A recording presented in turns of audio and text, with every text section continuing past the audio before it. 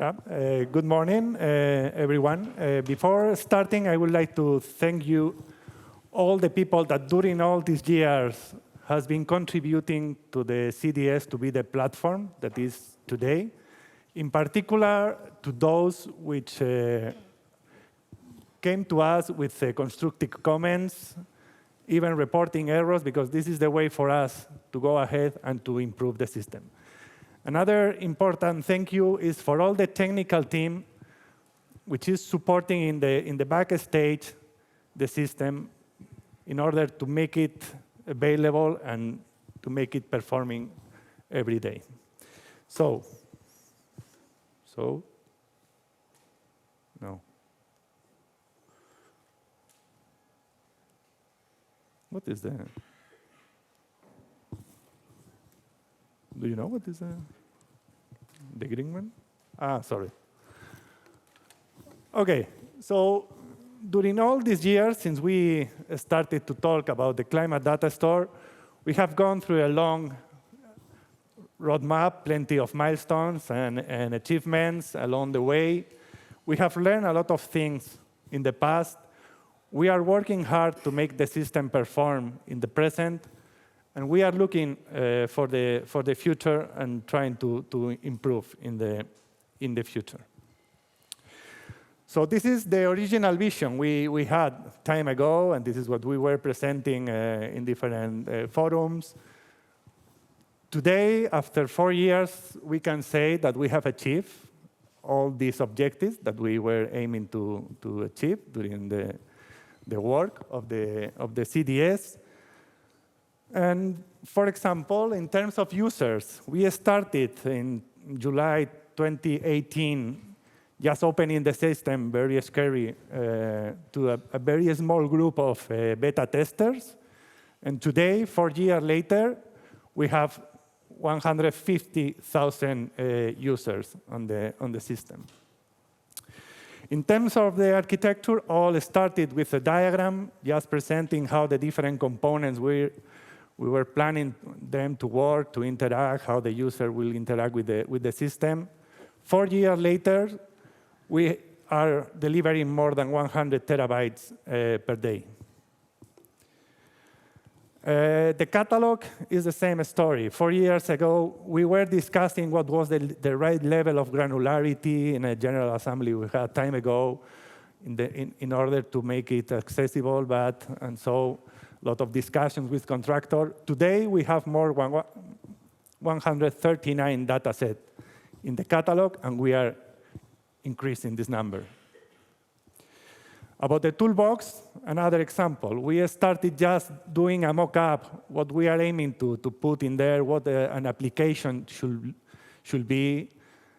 And now, today, if you go to the CDS, you will find 54 public applications and viewers, and also applications which are available via other external platforms as the Climate Adapt. For the EQC, same story.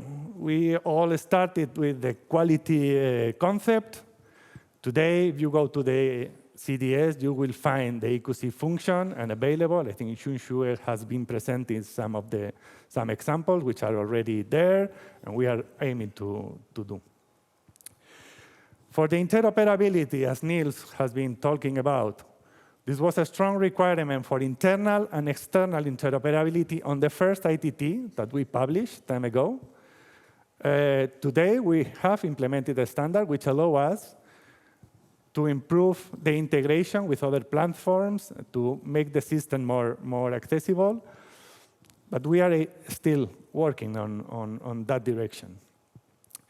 For the operation, for us, it was an objective to make a real system it was operational.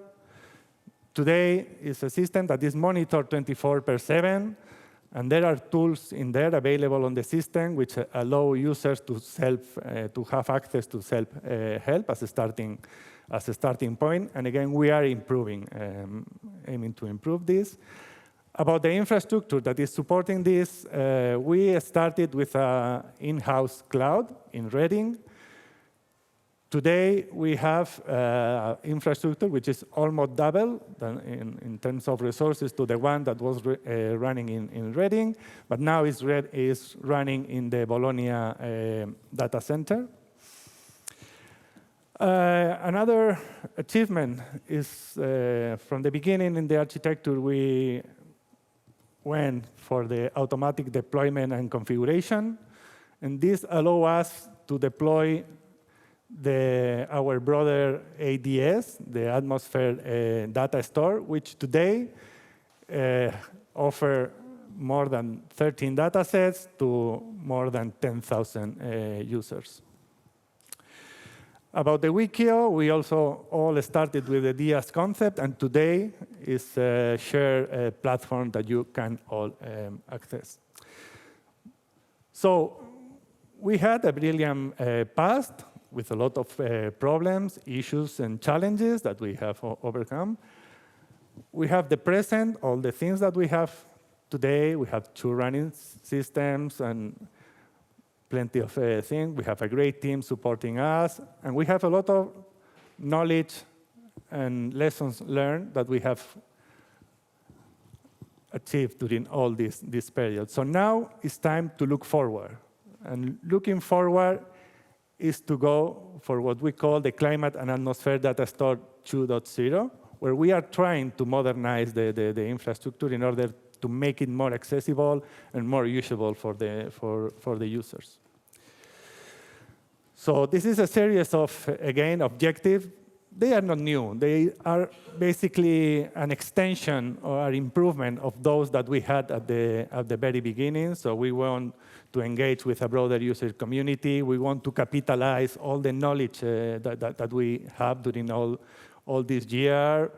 We want to make it more accessible. We will go for use of cloud computing and strengthen the synergies with other platforms and so on.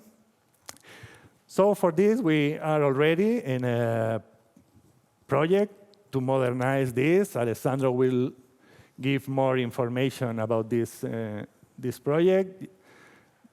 So this is the roadmap. We went for an analysis phase. Now we are in the development. We are interacting with the different actors and partners in order to get all the requirements on board. So the aim is to have ready a version at the end of 2023, beginning 2024. Still all depends on how, but this is the target date that we have.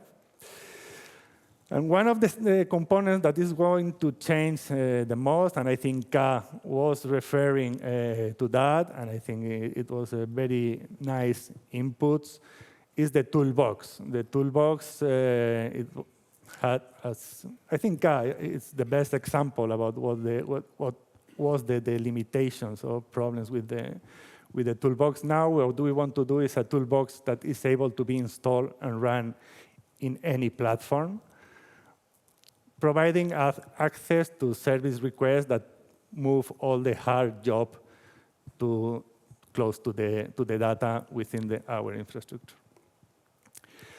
Another thing we want to improve in the next phase is the work methodology, the way we interact with the partners and contractors in terms of how we integrate the data. This is working well, but still there is probably things to improve or to polish. And another thing that we are trying to improve is the use of cloud resources that we assign to other contracts in order to manage better this one of the lessons learned during all this process. And yeah, basically this is all. Thank you.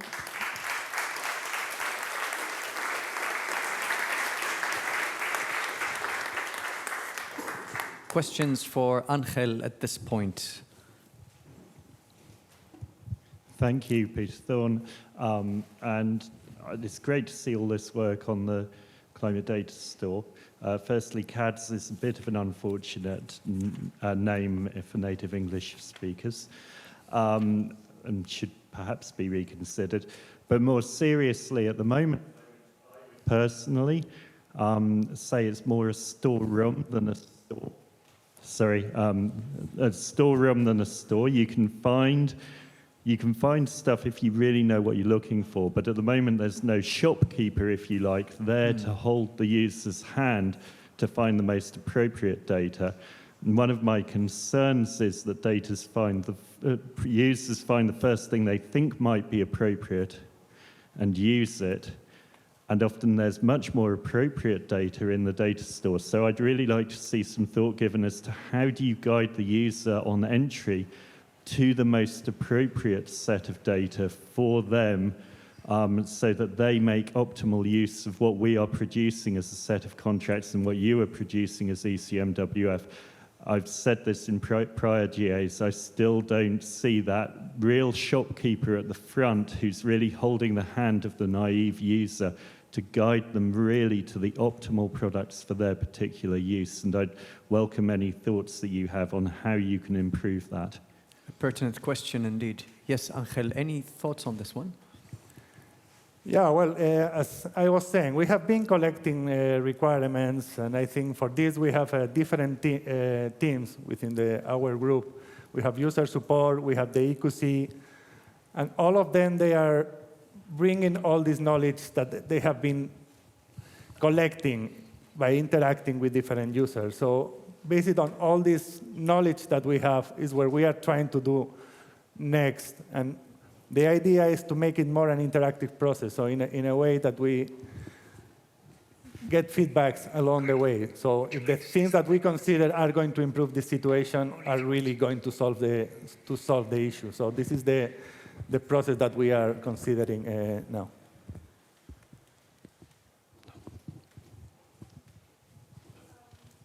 Thank you, Peter, for bringing this up. Actually, internally, we already discussing the possibility, but we want to do step by step. I think maybe in the future, once the EQC is mature, we can go to the next step.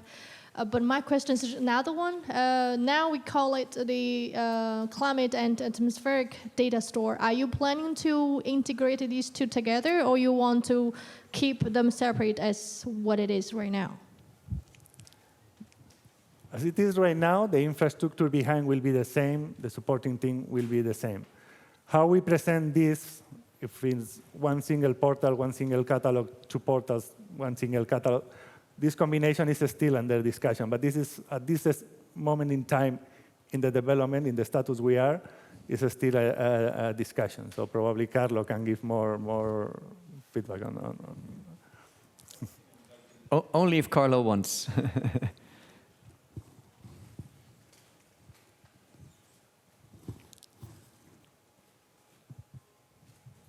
Well, given that now you have the microphone, so maybe the first comment is that, yeah, we hear you, and as Angel was saying, we take this input very seriously and we react to it. And as Shui was mentioning, some elements have been already implemented, one of which is, for instance, the knowledge DAC. So this has been improved this summer, and behind the knowledge DAC there is quite a bit of AI working. And this, okay, it's not the shop window you're talking about, but it's already a step in that direction where users are guided a bit, are more supported in their journey through the data set. So there is more we can do, and there are plans to improve on that, but there are already some steps. On the CADS, which is pronounced CADS, so to avoid problem not only in English, but also in other languages, on the CADS, the aim is to effectively use that infrastructure to serve both services. And how this will then appear on the interface of the user is up to a certain extent still to be decided. Brilliant. I think we leave this discussion here for now and move on to the next speaker. Thank you very much. Thank you.